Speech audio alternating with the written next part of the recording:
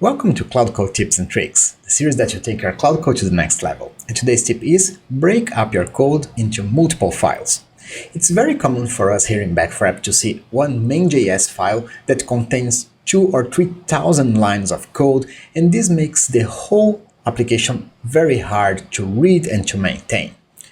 When you break up your code into multiple files specific to what those codes do, it's much easier to find problems and fix them, and is also much more organized for other developers to maintain over time.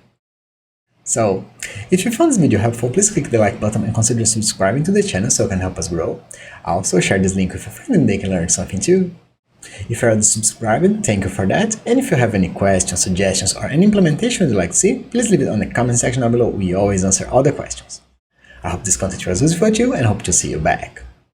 See you soon. Bye bye.